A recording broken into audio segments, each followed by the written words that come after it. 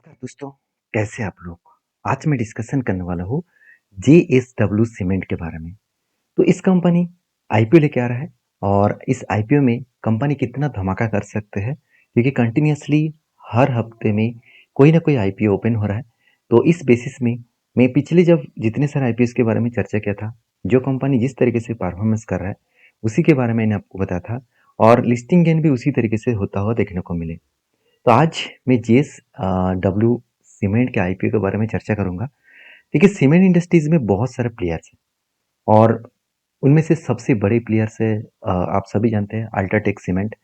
उसके बाद एसीसी है और साथ ही साथ अंबुजा सीमेंट्स है और भी बहुत सारे कंपनीज है। तो आज मैं आपको कंपेयर करके दिखाऊंगा कि जेएसडब्ल्यू सीमेंट जो कंपनी है, ये कंपनी कितनी स्ट्रांग कंपनी है, ये मार्केट में कितनी स्ट्रांगली काम कर रहा है। तो सबसे बड़ी बात देखिए, कंपनी दो कंट्रीज में काम करता है। दो कंट्रीज को सीमेंट बेचता है। एक पहली तो इंडिया में तो बेचते ही है, साथ ही साथ यूएई, यूनाइटेड अरब एमिरेट्स। तो सिर्फ इंडिया में नहीं, बाहर की कंट्री के हिसाब से देखा जाए तो यूनाइटेड अरब एमिरेट्स में काम करते हैं और प्रोडक्ट बेचते हैं। तो यहाँ पे देखा जाए तो टोटल 8 मैन्युफैक्चरिंग फैक्ट्रीज है इसका और 20.60 मैट्रिक टन पर एनम, मिलियन मैट्रिक टन पर एनम कंपनी टोटल कैपेसिटी लेकर चल रहा है। तो जीएसडब्ल्यू जो सीमेंट है वो जीएसडब्ल्यू ग्रुप के है। आप सभी जानते हैं जीएसडब्ल्यू ग्रुप कितने बड़े हैं। तो जीएसडब्ल्यू के बहुत सारे कंपनीज ऑलरेडी लिस्टिंग है। तो आज जेएसडब्ल्यू सीमेंट को भी लिस्टिंग करने जा रहा है। तो चलो अभी देख लेते हैं कंपनी कितना स्ट्रांग है, कंपनी किस तरीके से परफॉर्मेंस कर रहा है। तो सबसे पहले मैं कंपनी के डिटेल्स के ऊपर जाना चाहूंगा। 2006 में कंपनी स्टार्ट हुआ, तो अराउंड आप बोल सकते हैं 14 साल की कंपनी है।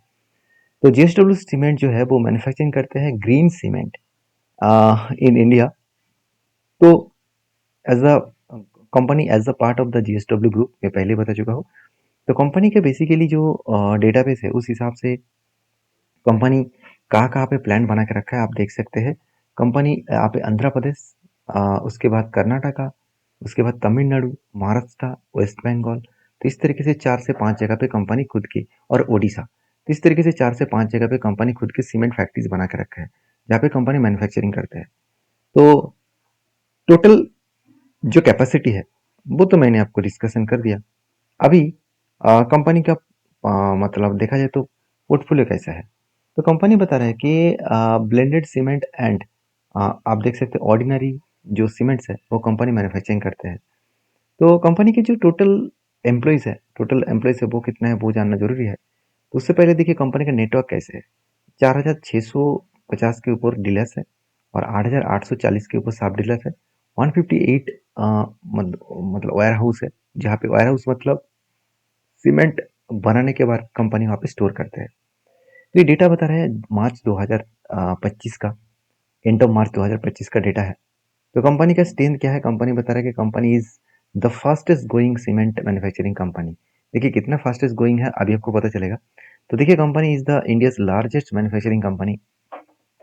देखिए ये सारे जो बात बता रहा है ये बात कंपनी तो बताएंगे ही, क्योंकि इंडिया की लार्जेस्ट कंपनी तो अल्ट्राटेक सीमेंट है मेरे हिसाब से।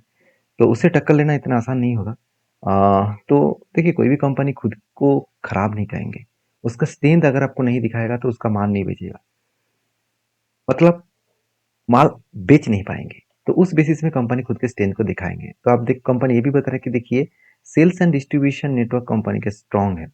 तो कितना स्ट्रांग है अभी आपको पता चलेगा। तो चलो सबसे पहले कंपनी का फाइनेंशियल डिटेल्स देख लेते हैं। देखिए कंपनी का जो सेल्स ग्रोथ है, रेवेन्यूज ग्रोथ है वो 3% है और पेट मार्जिन मतलब प्रॉफिट आफ्टर टैक्सेस के हिसाब से कंपनी 364% का ग्रोथ किया। तो 364% का ग्रोथ के इसको देखकर खुश मत हो जाना। एक्चुअली कंपनी का ग्रोथ नहीं हुआ, उल्टा लॉसेस हुआ है। तो चलो मैं आपको वो भी दिखा देता हूँ। देखिए सबसे पहले कंपनी का जो एसेट है वो 10,000 करोड़ से आज 12,000 करोड़ तक पहुंच चुके हैं। तो चलो यहाँ तक ठीक है। टोटल जो इनकम है 5,900 करोड़, 6,000 करोड़ और 5,900 करोड़, मतलब कंपनी की इनकम में ग्रोथ नहीं दिखी। मतलब कंपनी का जो प्रोडक्ट सेल है वो सेल्स का ग्रोथ यहाँ पे नहीं दिखे, क्योंकि हर साल कंपनी का सेल्स बढ़ना चाहिए था। उल्टा इसीलिए क्या हो गया, 104 करोड़ का 2023 में प्रॉफिट था, 2024 में 62 करोड़ का प्रॉफिट हुआ और प्रॉफिट आफ्टर टैक्सेस के हिसाब से कंपनी 163 करोड़ के आसपास लॉसेस की इस बार। तो इस लॉसेस होने के पीछे रीज़न भी है क्योंकि कंपनी ने अच्छा खासा कर्जा ले लिया। ये कर्जा कितना है सबसे पहले वो देख लीजिए। कर्जा है कंपनी का 0.98 ऑलमोस्ट 1% के आसपास डेप्थ है। देखिए कोई भी सीमेंट कंपनी का अगर डेप्थ में 1% के ऊपर देखूँ तो यहाँ पे कंपनी के ऊपर थोड़ा-सा डेप्थ मुझे ज़्यादा ही देखने को मिला है। देखिए अगर कर्जे के हिसाब से बात करूँ तो एक बार मैं आपको कर्जे के हिसाब से मैं एक चीज़ आपको दिखाना चाहूँगा। तो अगर मैं यहाँ पे अल्ट्रा अल्ट्राटेक सीमेंट एक बार लिख लेता हूँ, तो इसका देखिए कर्जा ना के बराबर है। अगर मैं पेयर ग्रुप से बात करूँ, तो सारे कंपनी का अगर मैं डेप्थ ऑफ इक्विटी के बारे में बात करूँ, ध्यान से देखिएगा, तो यहाँ पे जितने सारे कंपनी जैसे देखिए ग्रासिम इंडस्ट्रीज लिमिटेड इसका डेप्थ बहुत ज़्यादा है। बाकी अंबुजा सीमेंट डेप्थ नहीं है, सी सीमेंट का डेप्थ नहीं है, साथ ही साथ एसीसी का भी डेप्थ नहीं है, डालमिया का भी डेप्थ नहीं है, जेके सीमेंट का डेप्थ नहीं है, अल्ट्राटेक सीमेंट का डेप्थ नहीं है। तो जो कंपनी हाल ही में लिस्टिंग हुआ ग्रासिम इंडस्ट्रीज उसका डेप्थ ज़्यादा है। और यहाँ पे जेएसडब्ल्यू स्टील सॉरी जेएसडब्ल्यू का जो कंपनी है वो उसका भी यहाँ पे बेसिकली देखा जाए तो इसका भी सीधा सीधा कहूँ कंपनी इसका डेप्थ ज़्यादा है। तो मेरा कहने का मतलब है कि डेप्थ ज़्यादा होने के कारण कंपनी का प्रॉफिट मार्जिन यहाँ पे जा रहा है। तो देखिए कंपनी का आरओसी पॉजिटिव है, आरओई नेगेटिव में है। तो कोई बात नहीं, कंपनी का आरओसी पॉजिटिव है तो हमेशा कोई मैन्युफैक्चरिंग कंपनी के हिसाब से आरओसी को देखा जाता है। रिटर्न ऑफ कैपिटल एम्प्लॉयड देखा जाता है, पर एम्प्लॉय के हिसाब से कितना कैपिटल और एम्प्लॉय लगाकर कितने रिटर्न कंपनी जनरेट कर रहा है। तो उस हिसाब से 7% कर रहा है, चलो ठीक है। बाकी बाकी परसेंटेज वाइज नेगेटिव है, जैसे अर्निंग पर शेयर नेगेटिव है और पी रेशियो नेगेटिव है। तो इसको मैं एक बार कंपेयर करके आपको दिखा देता हूँ बाकी कंपनीज का क्या हालत है। अब ध्यान से देखेंगे तो इस सेक्टर में UltraTech, Ambuja, C cement, Dalmia, JK, Ramco cement and Indian cement ये सारे कंपनीज मार्केट में ऑलरेडी लिस्टिंग है। सारे कंपनीज का अगर मैं अर्निंग पर शेयर देखूँ तो सबसे बढ़िया काम कर रहा है, आप देख सकते हैं अल्ट्राटेक सीमेंट। तो ये जो कंपनी जीएसडब्ल्यू बता रहा है कि नंबर 1 कंपनी है, तो अल्ट्राटेक सीमेंट के आसपास ही जा नहीं पाएंगे। इतना टक्कर वाला कंपनी नहीं बने हैं जो अल्ट्राटेक सीमेंट को टक्कर दे पाए।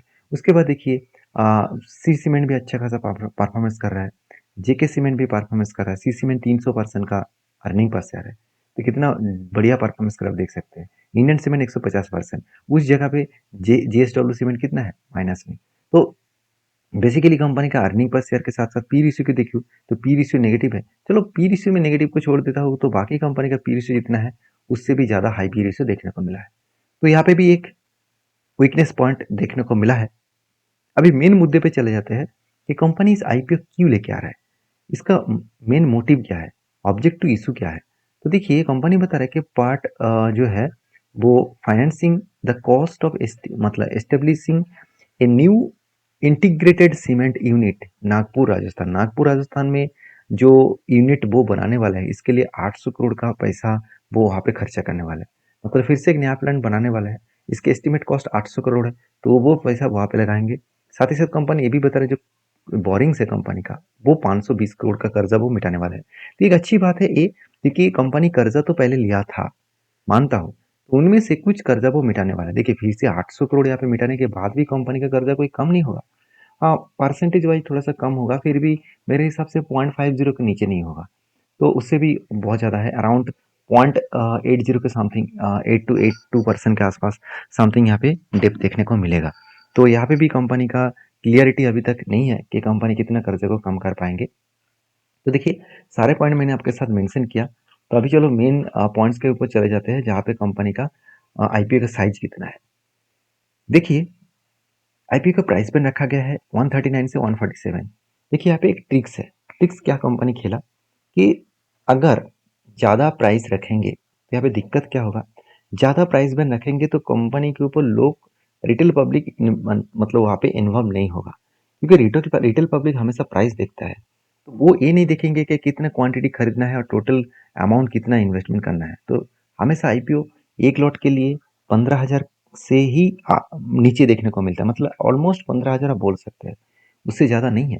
फिर भी यहाँ पे देखिए कंपनी ने आईपीओ का प्राइस बैंड सस्ता रखा और टोटल 3,600 करोड़ मार्केट से उठाने वाला है। देखिए मुझे ये बात अच्छा लगता कि अगर वो ज़्यादा पैसा वो बिजनेस के ऊपर इन्वेस्ट करता। तो यहाँ पे फ्रेश इशू मतलब बिजनेस के ऊपर वो कंपनी बेसिकली जस्ट 1600 करोड़ का इन्वेस्टमेंट किया है और ऑफर फॉर सेल के हिसाब से 2000 करोड़। तो यहाँ पे मैं एक बात कहूँ कि कंपनी यहाँ पे ज़्यादा पैसा प्रोमोटर के जेब में डाल डाल रहे हैं, मतलब ज़्यादा पैसा प्रोमोटर के जेब में जाएगा और कुछ ही उससे कम पैसा बिजनेस में इन्वेस्ट होगा। यहाँ पे बिजनेस का जो हालत है, जितने कॉम्पिटिटर कम्पीट करके आगे बढ़ रहा है, उसको मतलब टक्कर देने के लिए कंपनी को ज़्यादा पैसा बिजनेस के ऊपर लगाना चाहिए था। मगर यहाँ पे कुछ उल्टा है, तो इसलिए मैं इस कंपनी को नेगेटिव व्यू से देखता हूँ। मतलब मेरे पॉइंट ऑफ व्यू से मुझे थोड़ा सा यहाँ पे वीकनेस लगा। तो फिर भी एक शॉकिंग वाला बात मैं आपको बताऊंगा लास्ट में। तो इतने सारे वीकनेस पॉइंट देखने के बाद भी शॉकिंग वाला बात आपको पता चलेगा। उससे पहले देखिए आईपीओ का ओपनिंग डेट कौन सा है, 7 तारीख। मतलब परसों के दिन में आपको ओपनिंग देखने को मिलेगा। और 11 तारीख इसका लास्ट डेट है। और लिस्टिंग डेट है 14 तारीख। तो देखिए सारे पॉइंट्स मैंने आपके साथ मेंशन किया, सिर्फ एक पॉइंट्स बाकी है। तो देखिए, तो ऑफर किया जाता है, शेयर ऑफर किया जाता है। QIB जो क्वालिटी इन्वेस्टर है, तो वो उसके लिए 50%, रिटेल पब्लिक के लिए 35% और NII के लिए 15%। तो हाँ, यहाँ पे सारे पॉइंट्स के हिसाब से देखा जाए तो कंपनीज के ऊपर सारे पॉइंट्स क्लियरली मेंशन मैंने आपके साथ किया। अभी चलो मेन मुद्दे पे चले जाते हैं। जो सबसे इंपॉर्टेंट है वो है ग्रे मार्केट प्रीमियम। अगर आप ग्रे मार्केट प्रीमियम देखेंगे तो आप शॉकिंग हो जाएंगे कि कंपनी 12% ग्रे मार्केट पॉजिटिव दिखा रहा है। तो मुझे नहीं लगता कि लास्ट दिन जब क्लोजिंग डेट आएगा तो उस दिन भी 12% रहेगा। तो मुझे लगता है इसमें ग्रे मार्केट प्रीमियम कम होता देखने को मिल सकता है। क्योंकि आज के दिन के हिसाब से 4 तारीख मैंने ग्रे मार्केट प्रीमियम ओपन किया। तो मैं एक बार फिर से रीलोड कर लेता हूँ कि 5 तारीख अपडेट हुआ नहीं। तो आप अपडेट करके एक बार देख लेना। इसका लिंक मैं नीचे दे दूंगा। अगर आप कमेंट्स में लिखेंगे कि ग्रे मार्केट प्रीमियम, तो GMP लिखना। तो मैं आपको लिंक दे दूंगा, उस लिंक में जाकर आप ग्रे मार्केट प्रीमियम देख सकते हैं लाइव। तो यहाँ पे होगा क्या, कंपनीज के जो परफॉर्मेंस है उस परफॉर्मेंस के बेसिस में आपको और जो डेटा देखने को मिलेगा, जो डेटा पॉइंट्स आपको मिलेगा उस डेटा पॉइंट्स के बेसिस में मुझे लगता है कंपनीज के ऊपर यहाँ पे दिक्कत वाला बात आने वाला है। तो कंपनी के ग्रे मार्केट में थोड़ा सा कम होने वाला है, क्योंकि कंपनी का परफॉर्मेंस उतना खास नहीं है। बाकी इसका जितने सारे कंपनी से उसका परफॉर्मेंस बहुत खास है। तो बाकी आप मेरे ओपिनियन के हिसाब से बात करूँ तो मैं इस कंपनी के ऊपर काम नहीं करने वाला हूँ, क्योंकि मुझे उतना स्ट्रांगली ग्रोथ देखने को नहीं मिला। बाकी आपकी क्या राय है जरूर कमेंट्स करना। वीडियो अच्छा लगे तो प्लीज़ लाइक करना। मिलते हैं नेक्स्ट वीडियो में, तब तक के लिए धन्यवाद।